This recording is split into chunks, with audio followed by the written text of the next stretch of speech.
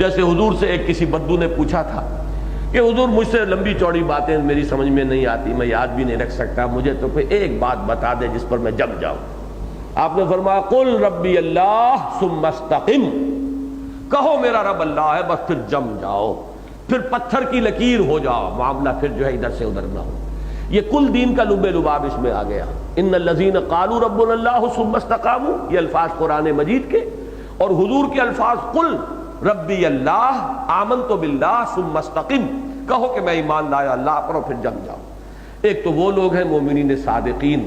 ایک وہ ہیں جو ایمان لانے کے بعد جب ایمان کے تقاضے آتے ہیں تو لڑکھڑانے لگتے ہیں، جب عمل کا مطالبہ ہوتا ہے، لاؤ اللہ کی راہ میں خرچ کرو، نکلو اللہ کی راہ میں، جانے ہتھیلی پر رکھو اور مقابلہ کرو، میدان میں آؤ، تو ان کے قدموں میں کچھ لغزش آتی ہے۔ یہ ہے دوسرا، یہاں سے اب معاملہ شروع ہوگا۔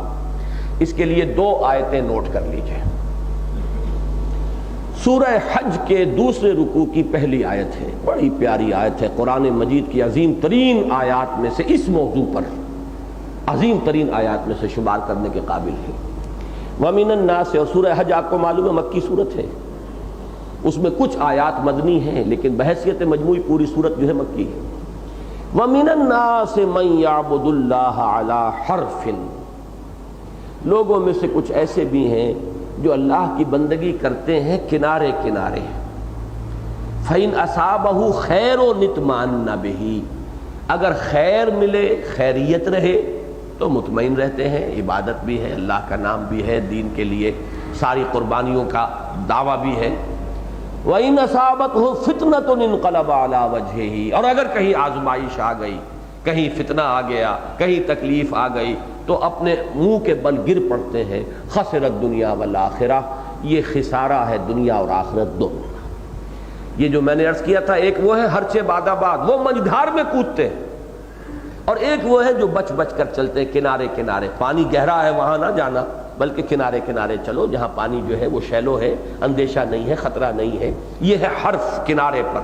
وَمِنَ النَّاسِ مَن يَعْبُدُ اللَّهَ عَلَى حَرْفٍ فَإِنْ أَصَابَهُ خَيْرٌ اطْمَأَنَّ بِهِ وَإِنْ أَصَابَتْهُ فِتْنَةٌ انقلب عَلَى وَجْهِهِ خَسِرَ الدُّنْيَا وَالْآخِرَةَ ذَلِكَ هُوَ الْخُسْرَانُ الْمُبِينُ، یہ ہے بالکل کھلا خسارہ، گھاٹا، بربادی اور تباہی۔ سورہ حج کے دوسرے رکوع کی پہلی آیت ہے، اور سورہ عنکبوت کے پہلے رکوع میں جو مضمون آیا ہے وہ ہمارے منتخب نصاب کا اہم درس ہے،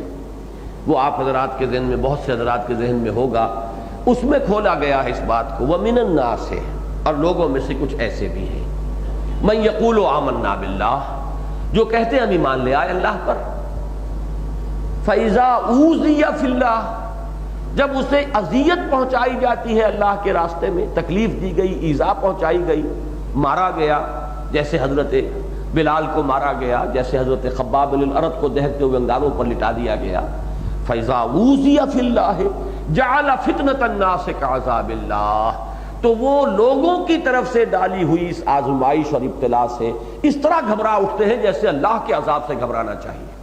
ایک تو یہ نا کہ اب جیسے کہ سرمت کے بارے میں آتا ہے، بہرحال اس کو چھوڑیے کہ اس کا جرم کیا تھا اور کیا نہیں تھا، کیوں اس کو قتل کیا گیا، وہ ایک علیحدہ بات ہے، لیکن اس کا جو ایٹیچیوڈ تھا کہ جب جلاد اس کی طرف بڑھ رہا تھا تلوار لے کر، تو سرمد نے پھر اس کو خوش آمدید کہا تھا، بیا بیا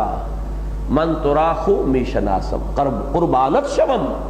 کہ آؤ آؤ میں تم پر قربان ہوں، میں تمہیں خوب پہچانتا ہوں، یہ میرے معشوق، میرے اللہ، میرے محبوب ہی کی طرف سے ہے جو آ رہا ہے، تو سر تسلیم خم ہے جو مزاج یار میں آئے۔ ایک یہ انداز ہوتا ہے کہ نہ شود نصیب دشمن کے شود ہلاک تیغت، سر دوستہ سلامت کے تو خنجر آزمائی،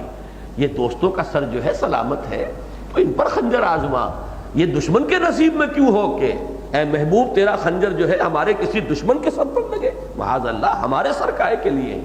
نہ شود نصیب دشمن کے شود ہلاک تیغت، سر دوستہ سلامت کے تو خنجر آزمائی۔ ایک وہ ہوتا ہے کہ اللہ کے لیے ہم نے اس میدان میں وادی میں قدم رکھا ہے، اب ہرچے بعد آباد جو آئے ہمارے رب کی طرف سے ہے۔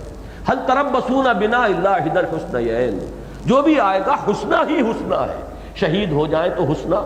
اگر ہم قتل کر دیے جائیں، ایک ایک بوٹی اڑا دی جائے تو بھی ہمارے لیے اس سے بہتر انجام کون سا ہوگا؟ کامیابی ہی کامیابی۔ اور ایک وہ ہے کہ آئی تکلیف تو گھبرا اٹھے۔ اس کے بعد فرمایا وَلَئِن جَاءَ نَصْرٌ مِّن رَبِّكَ، اس وقت تو گھبرا رہے ہیں یہ، لیکن اگر اے نبی آپ کے رب کی طرف سے مدد آ جائے، اور اللہ کی نصرت کا مطلب کیا ہے؟ فتح ہو جائے، لَيَقُولُنَّ إِنَّا كُنَّا مَعَكُمْ، اس وقت یہ پھر آ جائیں گے کونوں کھدروں میں سے نکل کر اور کہیں گے ہم بھی تو آپ کے ساتھ ہی تھے، اب ہمارا بھی اس مال غنیمت میں حصہ لگنا چاہیے۔ جسے آپ دنیا میں عام طور پر کہتے ہیں کہ لڑتوں میں پیچھے، بھاگتوں میں آگے۔ جب جنگ ہو رہی ہے تو پیچھے بچ بچ کر، اور جب فتح ہو گئی ہے تو مال غنیمت پر ڈھکے پڑ رہے ہیں۔ یہ سورہ احزاب میں نقشہ کھینچا گیا ہے کہ یہ منافقین جب مال غنیمت کا معاملہ آتا ہے تو سب سے آگے یہ ہوتے ہیں، ڈھکے پڑ رہے ہیں اس مال کے اوپر کہ اس میں سے ہمیں حصہ ملے، اور جب جنگ کا وقت تھا وہ پیچھے کونوں کھدروں کے اندر تھے۔ تو یہ کردار جو ہے، اب اس پر تبصرہ کیا کیا گیا، اولیس اللہ بعالم بما فی صدور العالمین، تو کیا اللہ کو خوب معلوم نہیں ہے کہ لوگوں کے سینوں کے اندر کیا ہے؟ وَلَيَعْلَمَنَّ اللَّهُ الَّذِينَ آمَنُوا وَلَيَعْلَمَنَّ الْمُنَافِقِينَ، اور اللہ تو کھول کر رکھ دے گا کہ کون ہے واقعی اہل ایمان اور کون ہے منافق۔